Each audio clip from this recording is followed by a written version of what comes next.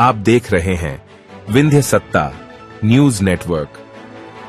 जिलाध्यक्ष अधिवक्ता संघ रीवा के विरुद्ध अनुसूचित जाति जनजाति अत्याचार निवारण के तहत प्रकरण पंजीबद्ध किए जाने के संबंध में ज्ञापन बहुजन समाज पार्टी द्वारा रीवा एसपी को ज्ञापन सौंपा गया। बहुजन समाज पार्टी द्वारा ज्ञापन देते हुए बताया गया कि दिनांक 1 अगस्त 2024 को अनीता सुमन शासकीय कार्य से त्योंतर तहसील एसडीएम से मिलने गई थी। उसी दौरान करीब 1:30 बजे दोपहर को त्योंतर अधिवक्ताओं द्वारा किसी मामले को लेकर एसडीएम के विरुद्ध नारेबाजी शुरू थी, लेकिन अपने कार्य को लेकर एसडीएम से जैसी मुलाकात करने पहुंची अधिवक्ताओं द्वारा एसडीएम कार्यालय में नारेबाजी करते हुए अभद्रता करते हुए अंदर घुस गए और एसडीएम से अपनी बात रखते हुए अनीता सुमन को हाथ पकड़ते हुए धक्का मारकर किनारे करते हुए अभद्रता की गई एवं नाम पूछकर जातिगत भावना से प्रेरित होकर वहां से हट जाने को बोला गया।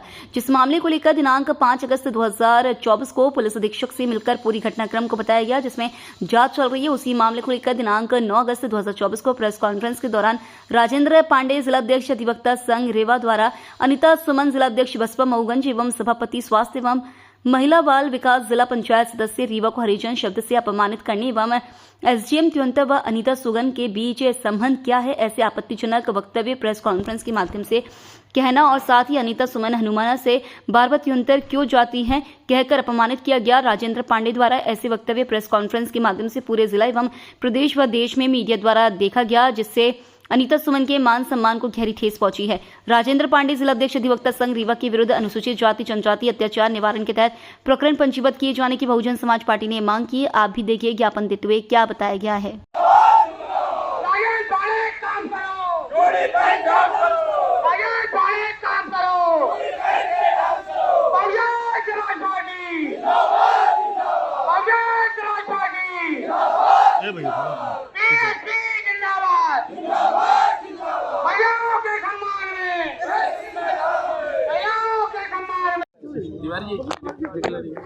मैं पहले तो अपना परिचय में बताना चाहूँगी।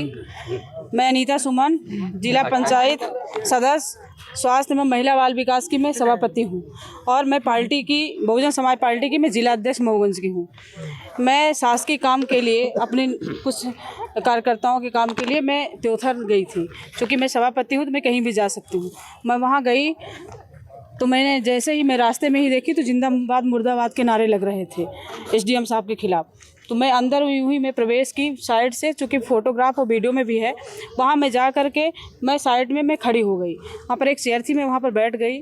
इसके बाद अधिवक्ता लोग वहाँ पर नारेबाजी करते हुए प्रवेश किए। प्रवेश करने के बाद वो लोग वहाँ पर जूता फेंके उनके ऊपर। इसके बाद फाइल फेंकने लगे, फाड़ने लगे। तो हमने किसके ऊपर? एसडीएम साहब के ऊपर। अच्छा। तो हमने कहा कि आप लोग सब कोई समझदार है, आप लोग बैठ के शॉर्ट आउट कर लीजिए, बैठ के शॉर्ट आउट कर लीजिए। ये ठीक बात नहीं है कि यहाँ पर शासकीय काम में बाधा हो रहा है। सारे लोगों को, उन लोगों ने सारे लोगों को बाहर निकाला, मुझे भी। इसके बाद मैंने कहा, हमको बोले कि सरकारी गवाह बनेगी तो इसको बाहर करिए। तो हमने कहा कि वो एक ठो बोला हवा आ रही हो, तो हमने कहा आप रीवा के हैं, तो उन्होंने कहा कि इनको बाहर करिए, सरकारी गवाह बनेंगे। तो हमने कहा कि मैं अनीता सुमन जिला पंचायत की सदस्य हूँ और जिला अध्यक्ष हूँ, आप मुझसे इस तरह की बदतमीजी से बात नहीं कर सकते हैं। इसके बाद हमने कहा रुको मैं आपकी वीडियो बनाऊंगी, तो उनने मेरी मोबाइल छीन लिया। इसके बाद वो मुझे हाथ से मतलब ऐसे धक्का मारने लगे और बोले ये दलित है, चमार है, हरिजन है, इसको बाहर करो, नहीं ये वो बने, मतलब सरकारी गवाह बनेगी। मैं एसपी साहब को मैंने दिया है, उसमें अनु मिश्रा, संदीप, राजेश अधिवक्ता लोग थे सारे। हाँ 5 लोग थे, 5-6 लोग, जो कि मैंने एसपी साहब को मैंने दिया है।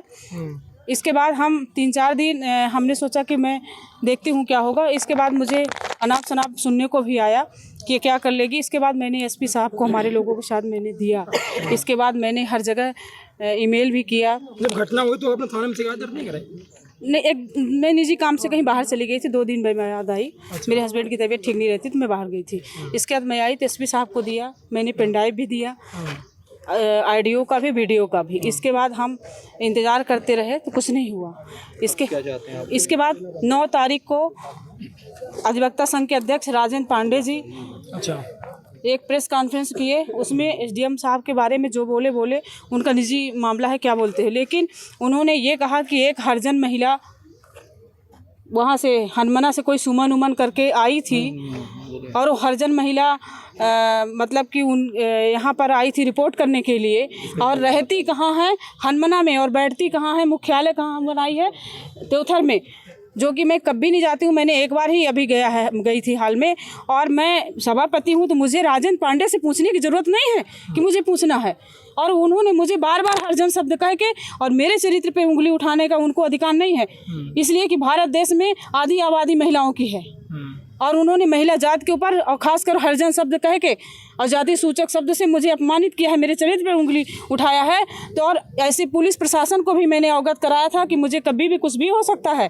ये पुलिस प्रशासन आज तक उन पर न तो कार्रवाई किया, जो 4-5 लोग हैं, न तो आज तक उनके ऊपर मुकदमा पंजीबद्ध हुआ। उन लोगों ने मेरे साथ अनैतिक संबंध मतलब शारीरिक टच किया, मुझे ढोंसा, तो उनके साथ कोई कार्रवाई नहीं हुई। और ये राजेंद्र पांडे जी इस तरह की बात अगर की हैं, तो मैं इस शासन और प्रशासन से और इस देश के सरकार से मैं ये मांग करना चाहूँगी, और मैं ये बताना चाहूँगी और कहना चाहूँगी कि मेरे विरुद्ध मेरे साथ जो इन लोगों ने घटना किया है, इनकी कार्रवाई मैं चाहती हूँ। और हरिजन जो शब्द कहते हैं, मैं एक दलित महिला हूँ, और ये भारत के संविधान में कहीं ये हरिजन शब्द नहीं लिखा हुआ है, इसलिए अधिवक्ता बनने से पहले उनको ये सब पढ़ लेना चाहिए। मैं मुकदमा चाहती हूँ और SC/ST कायम हो और उनको गिरफ्तार किया जाए, उन सारे लोगों को। किसके विरुद्ध? राजेंद्र पांडे जी और वहाँ जो मैंने त्योथर में जो 4-5 लोग हैं उनके जो मेरे साथ अभद्रता किए और आवेदन दिया गया, उन्होंने मुझे हरिजन शब्द उन्होंने भी कहा, जाति सूचक शब्द से मुझे अपमानित किया, तो मैं उनकी गिरफ्तारी चाहती हूँ। FIR नहीं होती, आगे कुछ कार्रवाई नहीं ये होती, सरकार क्या करें?